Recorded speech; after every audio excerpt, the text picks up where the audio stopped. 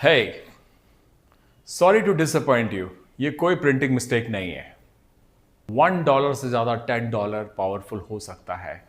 Sometimes, not always, but sometimes. ये बिल्कुल सच है। कम रिसोर्सेज ज़रूरी नहीं है कि आपको हमेशा जीत के डायरेक्शन में ले जाएंगे। ये मैं आपको इस पॉडकास्ट के माध्यम से बताऊंगा। एंड तक बने रहिए फॉर अमेजिंग पॉडकास्ट। बहुत ही इंटरेस्टिंग होने वाला है आपका सफ़र।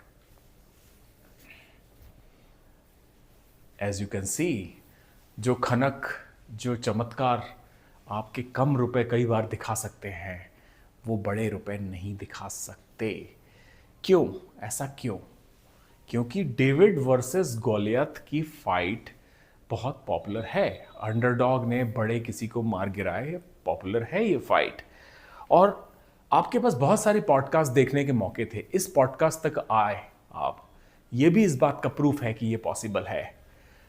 कई सारे पॉडकास्ट, इस वक्त भी कई सारी मीटिंग्स हो रही होगी, बोर्ड में डिस्कस हो रही होगी, 200 लोगों की टीम बना रही होगी, परंतु वो सारे छोड़कर एक कम रिसोर्सेज से बनाई हुई मेरी पॉडकास्ट पर आप आए हैं because you are looking not just for money, you are looking for something else, some connect, something else, जिसके लिए आप इस पॉडकास्ट तक आए हैं।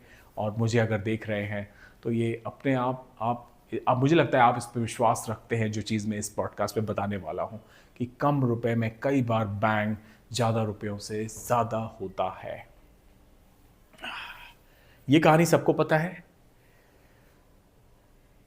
अमेरिका की जो स्पेस एजेंसी है नासा ने बॉल पॉइंट पेन पे मिलियंस ऑफ डॉलर्स खर्च किए, बट परफेक्ट सॉल्यूशन उनको नहीं मिला कि स्पेस में, इंटरनेशनल स्पेस स्टेशन में, स्पेस क्राफ्ट में आप कैसे पेन यूज़ करेंगे। वहाँ ग्रेविटी तो होती नहीं है।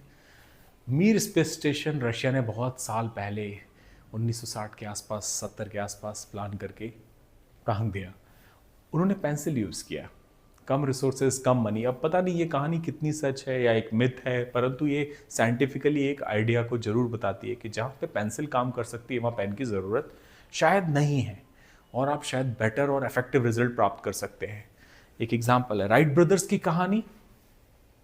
सैमुअल लैंगली, जिनको बहुत सारे $50,000 आई थिंक गवर्नमेंट से ग्रांट मिला था एक फ्लाइंग प्लेन बनाने के लिए, बट बहुत ही कम शू स्ट्रिंग बजट के साथ, बहुत ही थोड़े से रिसोर्सेज के साथ राइट ब्रदर्स ने एयरप्लेन बना लिया। सब जानते हैं ये कहानी। $19 बिलियन का एक टेक ओवर हुआ व्हाट्सएप का।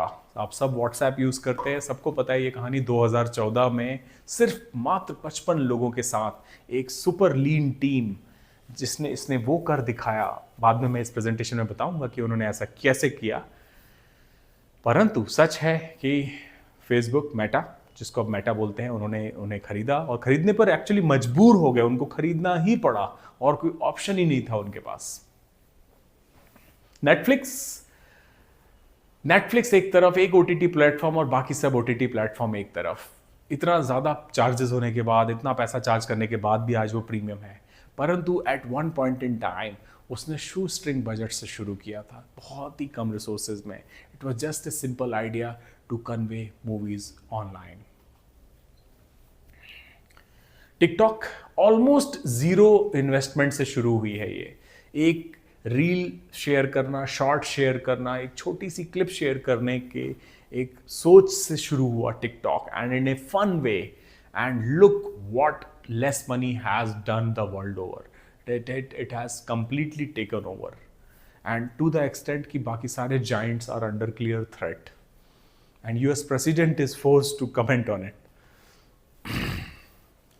एयरबीएनबी, ना उनका खुद का होटल है, ना अपनी रिसॉर्ट्स हैं, बट सी, यूएस से कोई थाईलैंड ट्रैवल कर रहा है, सिंगापुर से कोई मलेशिया ट्रैवल कर रहा है, they just exchange their home stage, and what tremendous capacity it has created. Unlocked business worth billions and billions of dollars the world over. What an idea which required just thinking, brain. Got milk campaign, याद है आपको, जब दूध की cell नहीं हो रही थी 1970-80 के दशक में, तो दूध की सेल पुश करने के लिए लोग बोलते थे कि दूध में ये है वो है। अगेंस्ट हुम? अगेंस्ट सॉफ्ट ड्रिंक जायंट्स जो टेस्ट, लाइफस्टाइल बेच रहे थे। बट दूध की एब्सेंस जब बेचना शुरू हुआ, गॉट मिल्क का मतलब क्या है? आपके पास मिल्क है, क्या ये है आपके पास? एब्सेंस बेचना शुरू किया उन्होंने। What an idea. और इस आइडिया ने ये साबित किया वन मोर टाइम, बिना मनी का आइडिया कई बार बिलियंस ऑफ डॉलर्स पे भारी पड़ता है। अंडरडॉग की स्टोरी हमेशा आपने सुनी होगी, मतलब किसी के जीतने की संभावना नहीं थी, परंतु अंडरडॉग आया, उसने बड़े किसी जायंट को पटकनी दी, पटका और हराया। बट अंडरडॉग्स जीतते क्यों हैं? अंडरडॉग, सबसे पहला रीजन अंडरडॉग से जीतने का मैं 3 रीजंस बताऊंगा अंडरडॉग क्यों जीतते हैं। पहला रीजन है वो अजाइल होते हैं, वो डरते नहीं है। अंडरडॉग्स रिस्क लेते जाते हैं और कभी भी उनको रिस्क लेने से कोई चीज नहीं तोड़ सकती। है क्या उनके पास खोने को? आफ्टर ऑल दे रिस्क तो वो लेंगे और उसके लिए अजाइल भी होंगे, जल्दी दौड़ेंगे। ये पहला रीजन नंबर 1। रीजन नंबर 2, इनकी क्रिएटिविटी थ्रू द रूफ होती है, क्योंकि पैसा तो है नहीं इनके पास। तो पैसा नहीं है तो क्या करेंगे? शू स्ट्रिंग बजट है तो क्या करेंगे? क्या काम बंद कर देंगे? काम तो बंद नहीं कर सकते, बट कम से कम बजट में उनको बड़े से बड़ा धमाका करना है, तो उनकी क्रिएटिविटी हमेशा स्काई हाई होती है। तो ये दूसरा रीजन वाई अंडरडॉग्स विन। तीसरा, अंडरडॉग्स के पास जब कम रिसोर्सेज होते हैं और जब कस्टमर क्लाइंट जब ये बात देखता है, जैसे कि आप मेरा वीडियो देख रहे हो, आपके लिए मैं अंडरडॉग हूं as against so many big flashy podcasters perhaps. तो ऑडियंस जो देखने वाले होते हैं वो थोड़े सिंपैथेटिक भी होते हैं, ये बात सच है। उनको बड़े फ्लैशी लोगों और उनके खुद के बीच में एक ग्लास की एक इमेजिनरी स्क्रीन दिखाई देती है, ऐसा समझ लीजिए ग्लास की स्क्रीन। उनको लगता है आर्टिफिशियल है। और जो अंडरडॉग होता है, जिसके पास रिसोर्सेज कम होते हैं, उस पर भरोसा ज़्यादा होता है। ऐसा प्रतीत होता है कि वो शायद ऑथेंटिक है, उसका heart is at its right place. And that's one third reason why underdogs always win. हमने व्हाट्सएप की बात की, व्हाट्सएप कैसे जीता? जब अंडरडॉग्स होता है, जब कोई अंडरडॉग होता है तो उसके पास रिसोर्सेज कम होते हैं, वो पूरा फोकस एक ही चीज़ पे लगाता है। व्हाट्सएप की कहानी सबके पास है। व्हाट्सएप ने एक ही चीज़ पे फोकस किया, उनको पता था सब कुछ नहीं कर सकते, सारी चीज़ें नहीं कर सकते। मैसेज स्पीड से, एक्यूरेसी के साथ, एनक्रिप्शन के साथ, मतलब इसका मैसेज उसको ना चला जाए, उसका इसको ना चला जाए, this is one. Second, super duper ultra speed से मैसेज इंटरनेट के माध्यम से कैसे मोबाइल में डाउनलोड हो सकता है। This was their one simple idea. तो मैसेज किया, टैक से चालू। That's how it replaced SMS and other forms of messaging. And that's how $19 million में उन्होंने 55 लोगों ने मिलकर ये कंपनी बेची। पर अभी भी एक सवाल उठता है, आपके मन में भी ये सवाल आ रहा होगा, ये सब तो ठीक है, अंडरडॉग हमेशा जीतता है, सुनने में ये कहानी बहुत बढ़िया लगती है, बट वाई क्यों? कम रिसोर्सेज में कई बार कम रुपए ज़्यादा धमाका क्यों करता है?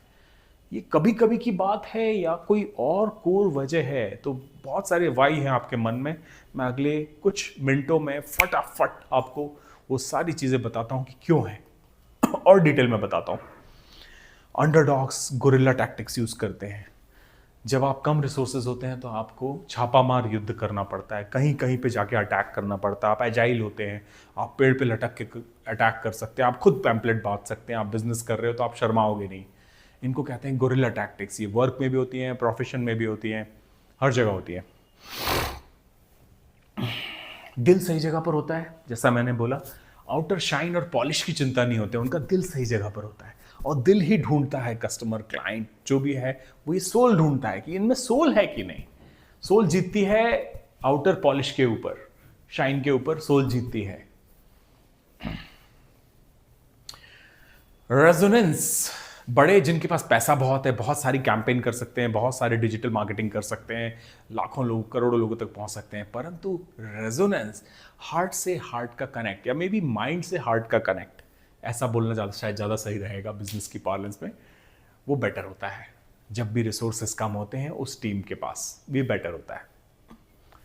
सो जब पैसे कम हैं, जब पैसे ज़्यादा हैं तो किसी कंसल्टेंसी को क्यों ना हायर कर लिया जाए, लेकिन अगर पैसे कम है तो क्यों ना ब्रेन को हायर किया जाए, अपने ही ब्रेन को। जब पैसे नहीं है तो ब्रेन को ही लगा लिया जाए।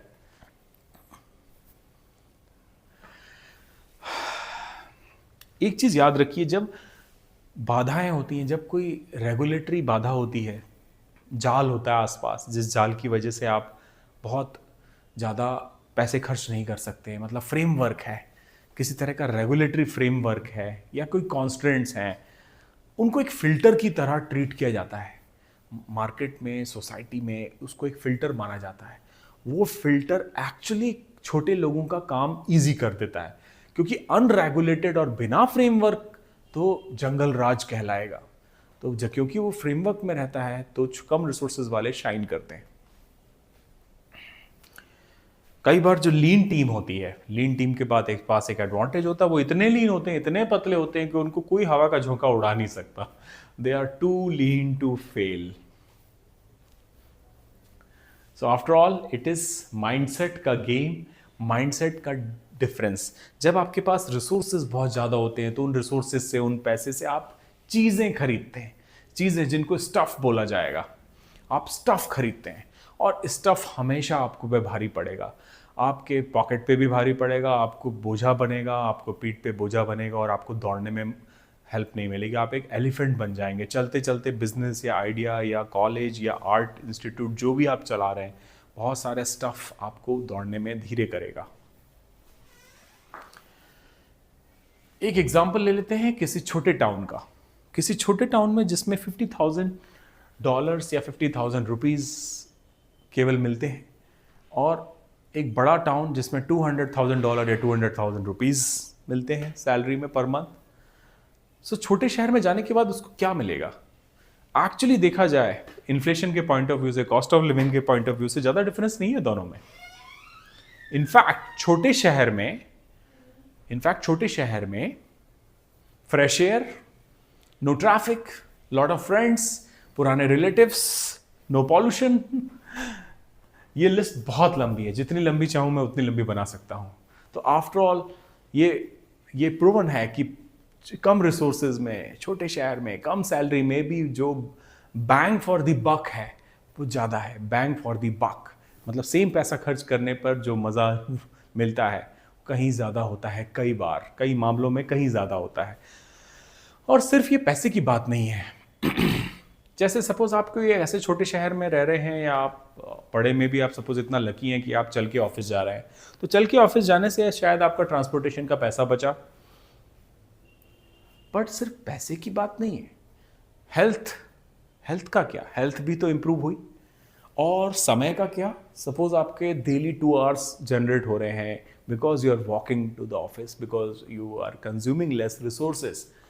Now within that 2 to 3 hours जो डेली आप जनरेट कर रहे हो, you will paint the world, you will do miracles, you will do amazing beautiful things, right? Just because you have less resources now, and that's why वो time generate हुआ, जिससे अब आप you will explode in society।